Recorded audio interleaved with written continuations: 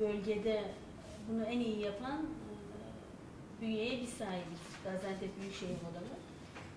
Ama Belediyeler Birliği'nin de aynı şekilde kendi bünyesinde bu ihtiyaca göre güçlendirmesi gerekiyor. Şehri tanımanız, bölgeyi tanımanız, sorunları yerinde görmeniz bizim açımızdan çok büyük bir avantaj. Ben hakikaten sizin şahsınızda bütün heyete çok teşekkür ediyorum. Çok emek sarf ediyorsunuz. So this year we will try to relaunch the municipal support program that we tried last year, but it didn't work. But I hope this year it will work. Mainly infrastructure. Mülteciler konusunda en büyük sorumluluk belediyelerin üzerine düşüyor. Biz bunu biliyoruz ve belediye destek programını tekrarlamaya çalışacağız geçen sene olduğu gibi. Bu konuda özellikle altyapı konusunda desteklerimizi devam ettirmeyi düşünüyoruz.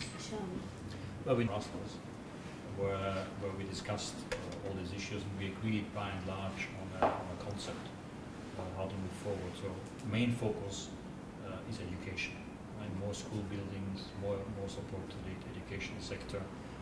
By the way, today, the reason why we are in Gaziantep, we were at the Gaziantep University because there was 300 students who take now lessons in Turkish through a scholarship that we are providing. 2 hafta kadar önce Brüksel'de bir yönetim komitesi toplantısı yaptık. Orada da konuyu oldukça kapsamlı bir şekilde ele aldık. Ana olarak odaklanmamız gereken şeyin eğitim olduğu konusunda hemfikirdik hepimiz. Hem okul yapımı hem de daha çok kişinin okula ve eğitime ulaşmasını sağlamak. Gaziantep Üniversitesi'ndeydik biz bugün aynı zamanda. Mesleki eğitim orada çok önemli bir hale gelmiş durumda. Ve bu şehir için hem kayıt içine alma hem de açık işe onları uygun sertifika programlarıyla hazırlama eğitimin de bir parçası zaten. Belediyeciliğin kendi yapması gereken işlerden kaynaklı işte altyapı belediyeciliği, konut ihtiyacı gibi çok temel sorunlar var.